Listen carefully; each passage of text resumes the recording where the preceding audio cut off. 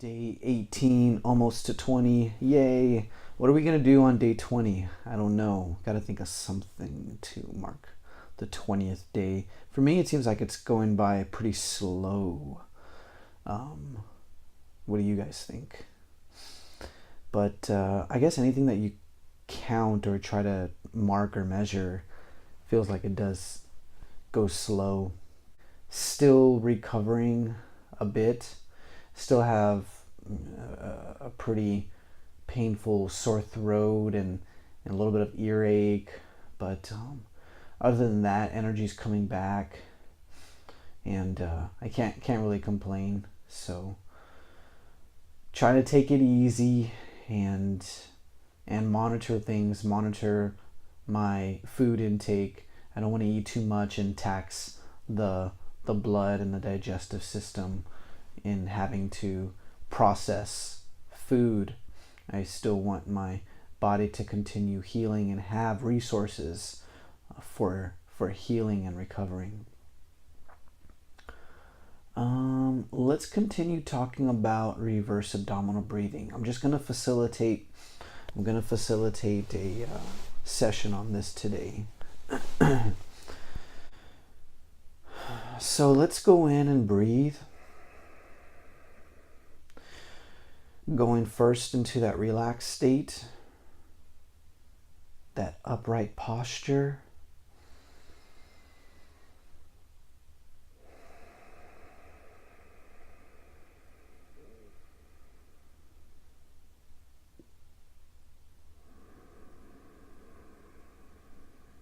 Using regular abdominal breathing for this.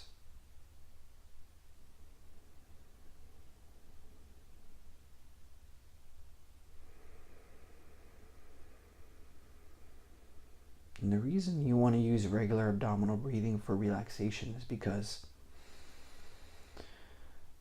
reverse abdominal breathing starts to add tension. Not that it's reverse because it's not normal. It starts to engage your mind and your intention to do things more for movement practice. However, we also do use it for sitting practice in preparation for embryonic breathing. I hope you've established your deep breathing pace for this session.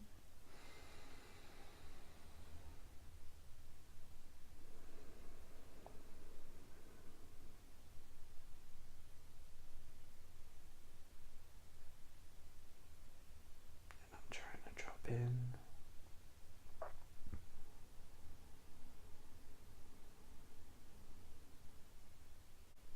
So now the question is, for what reason would you want to switch to reverse abdominal breathing?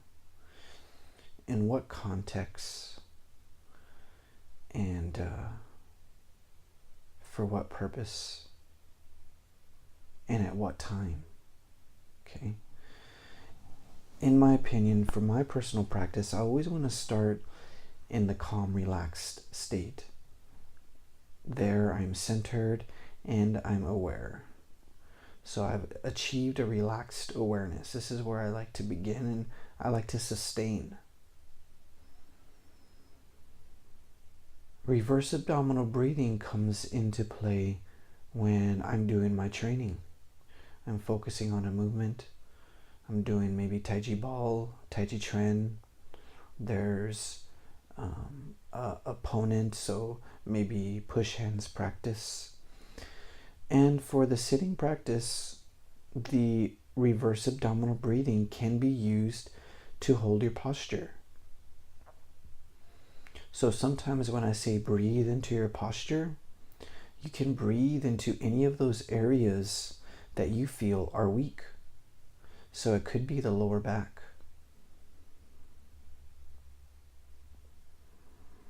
For me, it's more mid-upper back because I have terrible posture there.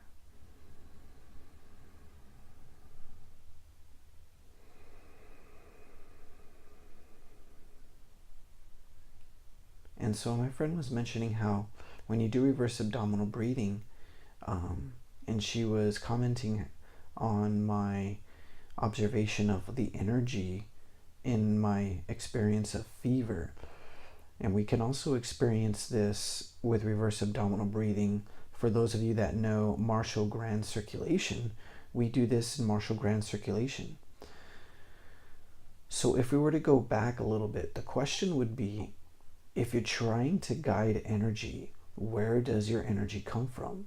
Now, there's all sources of energy that we can tap into, but when we want to tap into our core, our dantian, our elixir field, our storage pot, if you will, our biobattery, how does this energy enter the physical space and the physical body? Well, in Qigong, we talk about the Mingmen. We talk about the Mingmen is a Chinese term meaning translating to life door. And that's between L1 and L2 of the lower back there. And it's right around that area where your spine curves inward. And all you have to do to draw from your energy tank is open that curvature. And when you open that curvature and inhale with reverse abdominal breathing and guide and lead with your mind, you can draw it up into the back, up to another cavity that we call the dajue, and then it will go around the shoulders and into the arms. So this is one particular practice that we do in the mornings, every morning in our regular meditation sequence. And what I'll do is I'll go to my article that I wrote about this particular sequence, and I'll paste it again for this one particular practice. Again, we call it martial grand circulation. Within martial grand circulation, reverse abdominal breathing is required.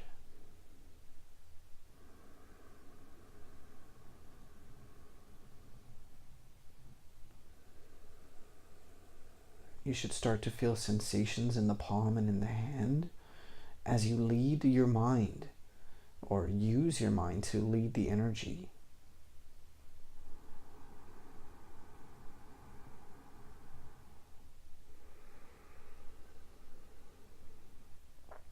So I feel this is somewhat outside of the scope of this 100 days practice.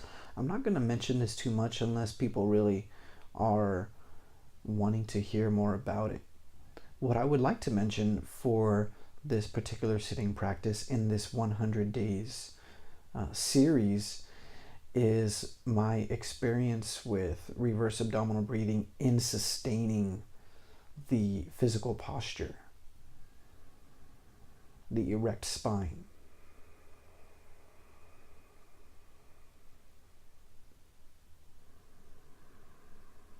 So what I mentioned before, I forget what day it was, but I mentioned how at times you can feel fatigued and the back gets tired and you want to slouch, you want to slump over. It's fine to lay down, it's fine to relax and rest, but sometimes you want to push a little bit past your threshold so that you can condition.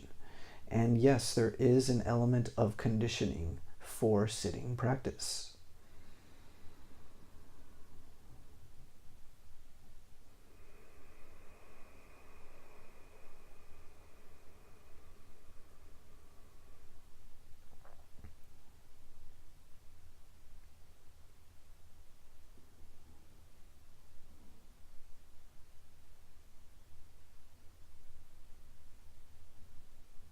So in Tai Chi, or let's say Tai Chi ball, or even pushing hands, you would be using reverse abdominal breathing.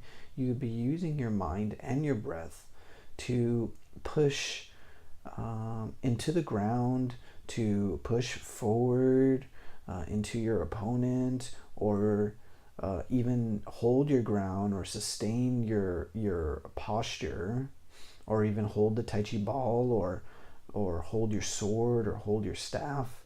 And this is what reverse abdominal with martial grand circulation would provide and aid.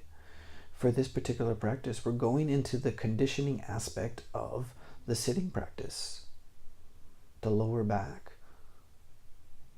For me, it's the mid back, erecting that mid back right there below the shoulders around my dajue cavity.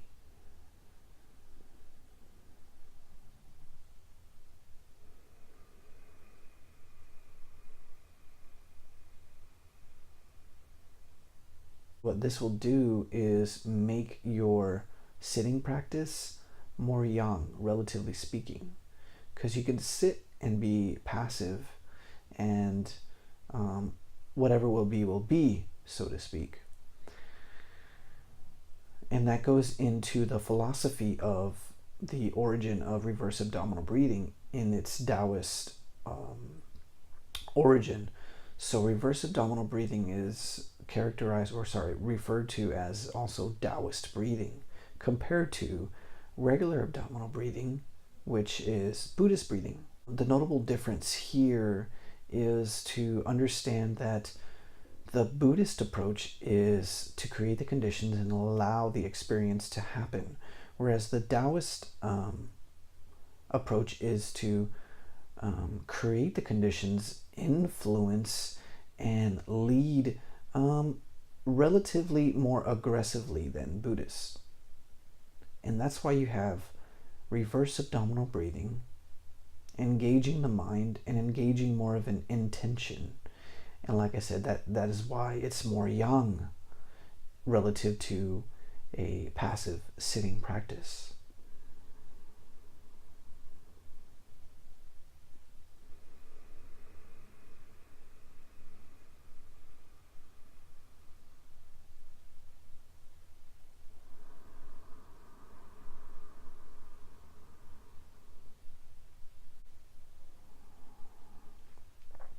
And so the approach and the strategy is all up to you. It depends on what you're looking for, what your goal is, and what you're trying to achieve, whether it's in the moment or over a long-term timeline, a longer timeline within just 100 days, could be within a week, or over the course of a lifetime. So that means that if you're doing reverse abdominal breathing, you can within the same session switch back to regular abdominal breathing. You just got to know what the context is and what your purpose is and what you're trying to do. If all of a sudden you find yourself more yang than you would like to be, then go to a yin practice, and that would be regular abdominal breathing. That's a yin practice, a relaxing practice, brings the energy down, right? And this is what I was using when I had my fever, when I was in a very high state. The body was very young. So we'll stop there for today. That's day 18. Sorry, my voice is a little funny. I'm a little low on energy. But that was still a good session. I was still able to go in. I delivered a lot of information, and I hope it makes sense. And if it doesn't, feel free to ask me questions. The more you guys talk to me, the more material it gives me, and actually sparks my inner conversation as well. I had a conversation with Dr. Yang today, and I was asking him about saliva. So I think I'll talk about that tomorrow. But very interesting things. I'm gonna let you guys go for today. Hope you have a good rest of your day. It's almost the weekend. Yay! All right, take care. I'm out from the meditation shack here. See you again tomorrow.